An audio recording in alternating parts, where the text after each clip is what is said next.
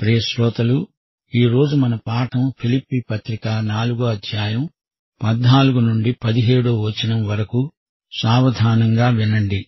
పౌలు ఫిలిప్పీ సంఘానికి రాస్తూ అన్నాడు, నా శ్రమలో మీరు పాలుపుచ్చుకున్నది మంచిది.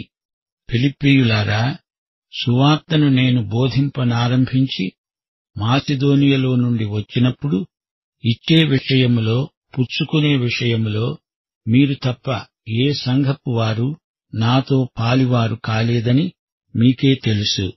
ఏలయనగా థెస్సలోనికలో కూడా మీరు మాటిమాటికి నా అవసరము తీర్చడానికి సహాయము చేశారు. నేను ఈవిని అపేక్షించి ఈలాగు చెప్పటం లేదు గాని, మీ లెక్కకు విస్తార ఫలము రావలెనని అపేక్షించి చెబుతున్నాను. వింటున్నారా శ్రోతలు? ఈ మాటల్లో పౌలు మనస్తత్వమెలాంటిదో మనకు బోధపడుతోంది. మీరు నాకు కానుక పంపారు. మీకు నేనెంతో కృతజ్ఞుణ్ణి. నా శ్రమలలో నన్నెంతో ఆదరించారు. మీకు వ్యక్తిగతంగా నా వందనాలు చెబుతున్నాను. ఫిలిప్పీ సంఘం ఒక మంచి ముత్యం లాంటిది. ఇలాంటి స్థానిక సంఘాలు ఇంకా కొన్ని ఉన్నాయి. దేవునికి స్తోత్రం. వారిలో మంచి సహవాసం, సహోదరత్వం ఉంది. దేవుడంటే, సేవ అంటే ఫిలిప్పీ సంఘస్థులకు ఎంతో శ్రద్ధ. దేవుడు వారిని ఎంతగానో ఆశీర్వదించాడు. ఫిలిప్పీ సంఘం పౌలుకు ఎంతో ప్రియమైనది. తనకు ఆదరణగా కానుకలు పంపారు. పౌలు వారికి అపొస్తలుడు, తమకు దేవుడు పంపిన రాయబారి. పౌలు అంతటి వానికి తాము కొంచెమో గొప్పో సాయపడగలిగినందుకు వారికెంతో సంతోషంగా ఉంది. అపొస్తల కార్యములు 16, 17 అధ్యాయాలలో రాయబడిన ప్రకారం పౌలు ఫిలిప్పీ నుండి వెళ్లిపోవాలని అధికారులు ఆదేశించారు. అప్పుడు పౌలు ఫిలిప్పీ నుండి థెస్సలోనికకు వెళ్లాడు. అప్పుడు కొందరు పౌలు ప్రకటించిన సువార్తను ప్రతిఘటించారు. అప్పుడు పౌలుకు సాయపడింది ఫిలిప్పీయులే. తనకు వారెన్నో కానుకలు పంపించారని పౌలు ఇక్కడ జ్ఞాపకం చేసుకుంటున్నాడు. నేను చూచింది మీ కానుకలను కాదు, వీటి వల్ల దేవుడు మిమ్మల్ని ఎంతో దీవించాడు. వారు చేసిన ఈ గొప్ప కార్యానికి దేవుడు వారినెంతగానో అభివృద్ధిపరిచాడు. ఇది చూచి పౌలు ఎంతో సంతోషిస్తున్నాడు. పౌలు శ్రమలను వారు పంచుకుంటున్నారు. పౌలు సువార్త సేవలో వారికి భాగస్వామ్యం, పాలిభాగం ఉంది. ఇంతకు పౌలు ఏమంటున్నాడు? నా కష్టాలలో మీరు తోడ్పడడము మంచిదే. మొదట నేను సువార్త ప్రకటించిన తరువాత మాసిదోనియ నుండి బయలుదేరాను. ఆ తరువాత ఇచ్చి పుచ్చుకోవడంలో మీరు తప్ప మరి ఏ సంఘం వారు రాలేదు. ఫిలిప్పీయులారా, ఇది మీరు బాగా ఎరుగుదురు. నేను థెస్సలోనికయలో ఉన్నప్పుడు కూడా మీరు నా అక్కరలను మాటిమాటికి తలంచుకున్నారు, నాకు సాయం అందించారు. నాకు ఈవి కావాలని నేనిలా మాట్లాడడం లేదు. మీ లెక్కకు లాభం సమకూడాలని నా ఆశ. ఇవ్వడం విషయంలో, అనగా దాతృత్వంలో అది ఆదర్శప్రాయమైన సంఘం. 2 కొరింథీ 8వ అధ్యాయం 1 నుండి 5వ వచనం వరకు. మాసిదోనియ సంఘానికి అనుగ్రహింపబడి ఉన్న దేవుని కృప. వారు బహుశ్రమ వలన పరీక్షించబడినా అత్యధికంగా సంతోషించారు. వారు నిరుపేదలే అయినా వారి దాతృత్వము బహుగా విస్తరించింది. ఈ కృపలో పరిశుద్ధుల కోసమై ఈ పరిచర్యలో పాలు పొందటంలో మనఃపూర్వకంగా మమ్ములను వేడుకున్నారు. తమ సామర్థ్యాన్ని మించి తమంతట తామే ఇచ్చివేసుకున్నారు. మొదట ప్రభువుకు, దేవుని చిత్తం వలన మాకు తమను తామే అర్పించుకున్నారు. ఇంతగా చేస్తారని మేమనుకోలేదు. శ్రోతలు చూచారా? ఇది కృపాదాతృత్వం. అపొస్తలుల కార్యములు 17వ అధ్యాయం 1వ వచనంలో పౌలు థెస్సలోనికకు వచ్చాడు అని చెప్పబడింది. అప్పుడు ఫిలిప్పీ సంఘస్థులు పౌలును ఆదరించారు. థెస్సలోనిక నుండి బెరియాకు వెళ్లి అక్కడ కూడా పౌలు సువార్త ప్రకటించాడు. తాము తమ అపొస్తలుణ్ణి ఎంత ప్రేమించారో చూపడానికి ఫిలిప్పీయులు ఎంతో ముందుకు వచ్చారు. ఈ ఉపకారాన్ని పౌలు మరువలేదు. ఫిలిప్పీ వారి పట్ల పౌలుకు ప్రత్యేక శ్రద్ధ, ఆసక్తి, ప్రేమ ఉన్నాయి అనడంలో ఎట్టి సందేహము లేదు. మరే సంఘము ఫిలిప్పీయుల్లాగా ప్రేమను వెల్లడించలేదు. ఈ విషయంలో కొరింథీయులు ఏమనుకున్నారు? 2 కొరింథీ 11:7-12 వరకు పౌలు వారిని కఠినంగా గద్దించాల్సి వచ్చింది. పౌలన్నాడు, మిమ్ములను హెచ్చించాలని మీకు దేవుని సువార్తను ఉచితముగా ప్రకటిస్తూ నన్ను నేను తగ్గించుకున్నాను. ఇది నేను చేసిన పాపమంటారా?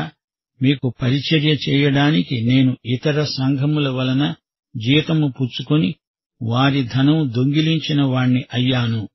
నేను మీ వద్ద ఉన్నప్పుడు నాకు అక్కర కలిగి ఉండగా నేను ఎవరి మీద భారము మోపలేదు. మాసిదోనియ నుండి సహోదరులు వచ్చి నా అక్కర తీర్చారు. ప్రతి విషయములో నేను భారముగా ఉండకుండా జాగ్రత్త పడ్డాను. ఇక ముందు కూడా జాగ్రత్త పడతాను.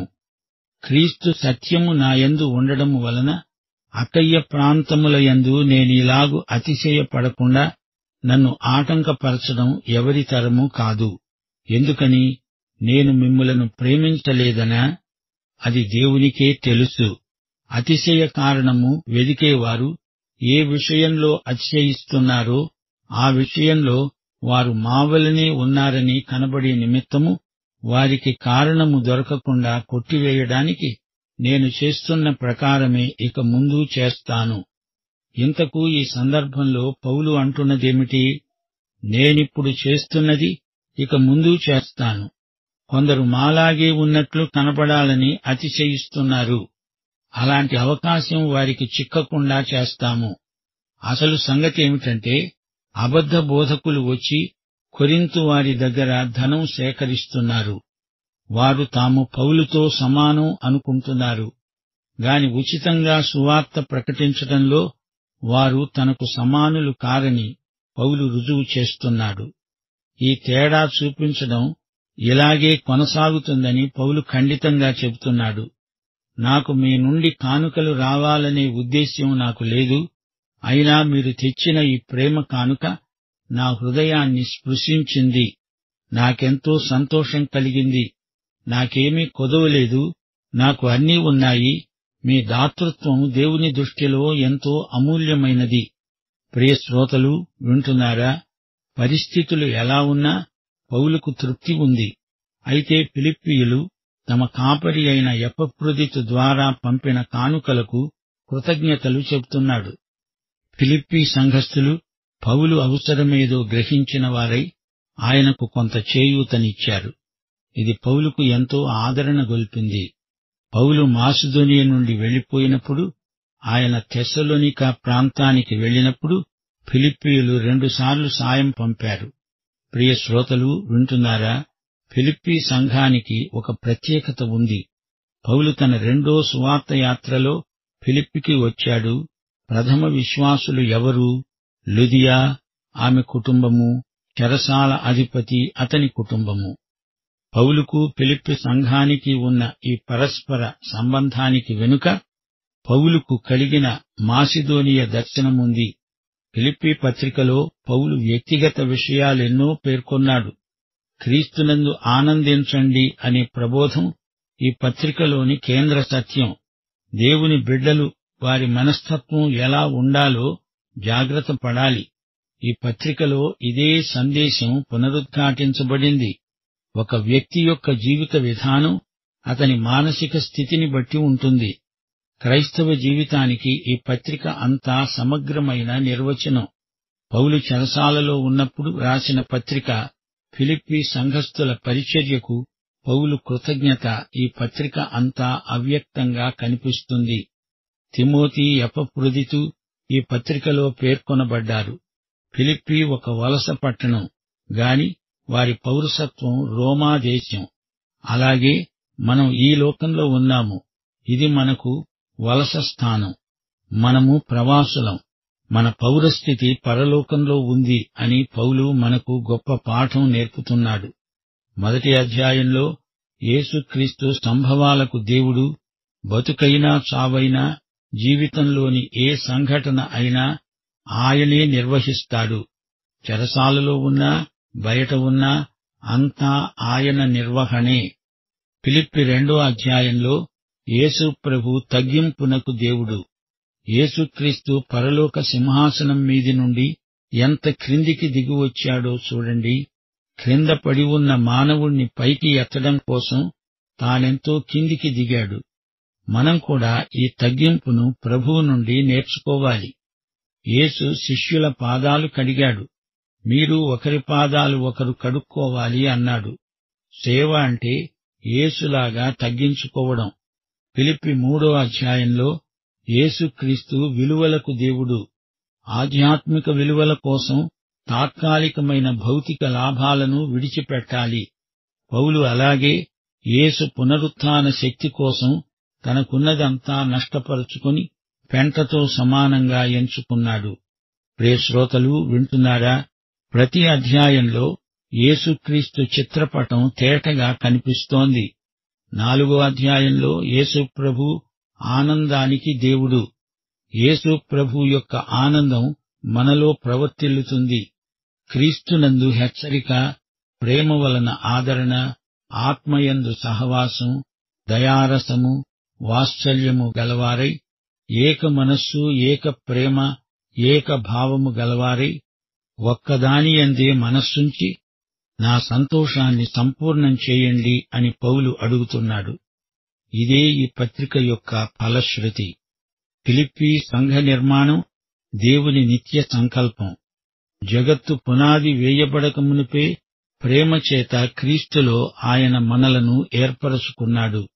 ఫిలిప్పీ సంఘం నుండి సువార్త ఐరోపా ఖండానికి ప్రసరించడానికి దేవుడు చేసిన సృజనాత్మకమైన ఏర్పాటిది. త్రోయలో ఉండగా మాసిదోనియా దర్శనం చూచాడు పౌలు. దానికి ఫలితమే ఫిలిప్పి సంఘం. ఐరోపా ఖండంలో మొట్టమొదట స్థాపించబడినది ఈ ఫిలిప్పి సంఘం. అక్కడే పుతోను దయ్యం పట్టిన చిన్నదానికి విడుదల కలిగింది. ఫిలిప్పి సంఘం మొదట 2 కుటుంబాలతో మొదలైంది. లుదియ కుటుంబం, 2 ఫిలిప్పి చెరసాల అధిపతి కుటుంబం. పౌలు సువార్త యాత్రలు చేశాడు, సంఘాలు స్థాపించాడు. ఫిలిప్పి సంఘస్థులు పౌలుకు చేదోడు వాదోడుగా ఉన్నారు.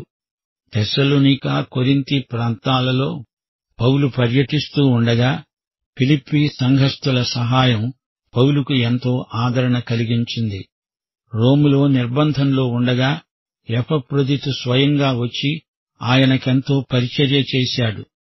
పౌలీయ ప్రబోధాలు ఫిలిప్పి సంఘాన్ని ఎంతగానో ప్రభావితం చేశాయి. ఫిలిప్పి సంఘానికి ఫిలదెల్ఫియా సంఘం పోలికలెన్నో ఉన్నాయి. ప్రకటన గ్రంథంలో యేసు ప్రభువు ఫిలదెల్ఫియా సంఘానికి ఉత్తరం రాశాడు. ఫిలదెల్ఫియా మంచి సంఘం, లవొదికయ భ్రష్ట సంఘం. ఫిలిప్పి సంఘమే కాదు, ప్రతి సంఘం ఫిలదెల్ఫియాలాగా ఉండాలని ప్రభువు చిత్తం. ఫిలిప్పి సంఘం దేవుడు ఆశీర్వదించిన సంఘం, క్రీస్తు కేంద్రితమైన సంఘం. సువార్త సేవ ముమ్మురంగా జరిగింది. చెరసాలలో పౌలు, శీలలు ఖైదీలందరికీ సువార్త ప్రకటించారు, పాటలు పాడారు. చెరసాల పునాదులు కదిలాయి. చెరసాల అధిపతి వాక్యం విన్నాడు. ఖైదీలెవరూ పారిపోలేదు. ఆత్మహత్యా ప్రయత్నం విరమించుకున్నాడు. అతనిలో గొప్ప పరివర్తన కలిగింది. అయ్యలారా, రక్షణ పొందాలని ఉంది, నన్నేం చేయమంటారు అని అడిగాడు. ప్రభువైన యేసునందు విశ్వాసముంచు, అప్పుడు నీవు నీ ఇంటివారు రక్షించబడతారు. ఆ చెరసాలలోని ఖైదీలు కూడా కొందరు రక్షించబడి ఉండవచ్చు. ఈ విధంగా ఫిలిప్పి సంఘం మొదలైంది. రోమాపత్రికలో, ఫిలిప్పి పత్రికలో సువార్తను గురించి ఎక్కువ ప్రస్తావించబడింది. క్రీస్తునే ప్రకటించాలి, క్రీస్తే మనం ప్రకటించే సువార్త. ఫిలిప్పి సంఘం 2 కుటుంబాల బాప్తిస్మాలతో మొదలైంది. లుదియా ఫిలిప్పి చెరసాల అధిపతి, వీరిద్దరి బాప్తిస్మాలు పేర్కొనబడడం విశేషం. ఈ 2 కుటుంబాలు ఫిలిప్పి సంఘంలో ప్రథమ సభ్యులు. సంఘాలు కుటుంబాలతో కట్టబడతాయి. సువార్త ప్రకటన, బాప్తిస్మము అనే ఈ 2 ఫిలిప్పి సంఘ పరిచర్యలో ప్రథమ స్థానం ఆక్రమించాయి. మత్తయి సువార్త 28వ అధ్యాయం 20వ వచనంలో ప్రభువు ఆజ్ఞ ఇదే: నేను మీకు ఏ ఏ సంగతులను ఆజ్ఞాపించానో వాటినన్నిటినీ గైకొనాలని వారికి బోధించండి. పౌలు అపుస్తలిక నేతృత్వంలో ఫిలిప్పి సంఘం అలాగే చేసింది, ప్రభువును మహిమపరిచింది. ఈ పత్రిక ప్రయోగాత్మకమై అనుదిన జీవితానికి అన్వయయోగ్యంగా ఉంది.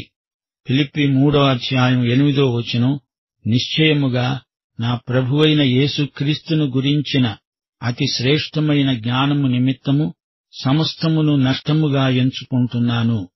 నన్ను పోలి నడుచుకోండి.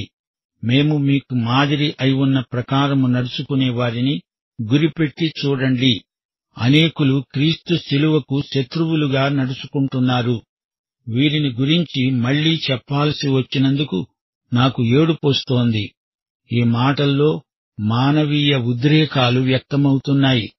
పౌలు బంధకాలలో ఉన్నప్పుడు కొందరు సహోదరులు ప్రభువునందు స్థిర విశ్వాసము గలవారై దేవుని వాక్యమును బోధించడానికి మరి విశేష ధైర్యం తెచ్చుకున్నారు.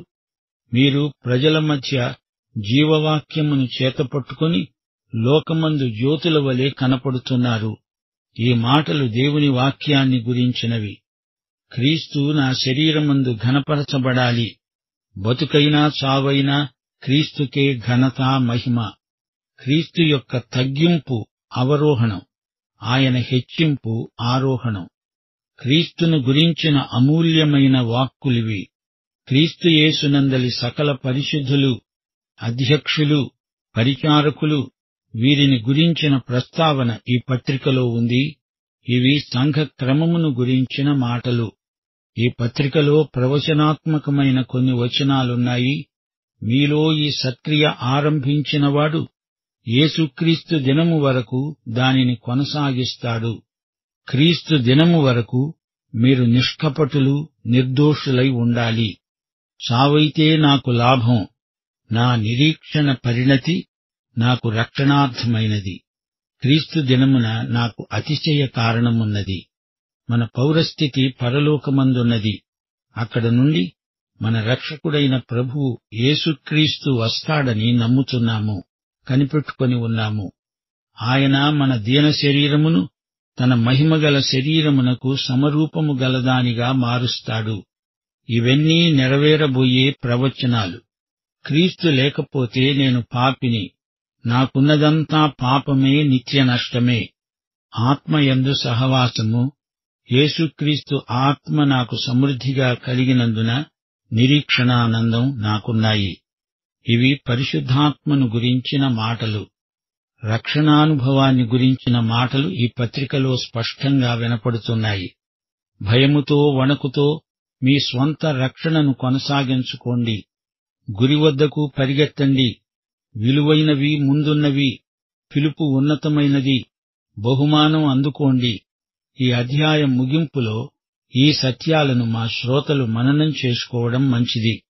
ఫిలిప్పి సంఘ విశ్వాసులారా, నా శ్రమలో మీరు పాలుపుచ్చుకున్నారా? మంచిది, మీకు వందనాలు. మీ అంతగా మరెవరూ నాతో పాలివారు కాలేదు. మీకు నాకు ఉన్న పరస్పరమైన లావాదేవీలు కేవలం ఆధ్యాత్మికమైనవి. మీ లెక్కకు విస్తార ఫలం ప్రభువు దయచేస్తాడని నా నిరీక్షణ. ప్రియశ్రోత, పౌలు ప్రకటించిన, మహిమపరిచిన ఈ యేసుక్రీస్తును నీవు స్వకీయ రక్షకునిగా ఎరుగుదువా? అయితే ఈ పాఠమంతా నీకోసమే. ప్రభు అయిన యేసుక్రీస్తు వారి కృప, తండ్రి అయిన దేవుని ప్రేమ, పరిశుద్ధాత్మ యొక్క అన్యోన్య సహవాసము మనకందరికీ నిత్యత్వము పర్యంతము తోడై ఉండునుగాక. ఆమేన్.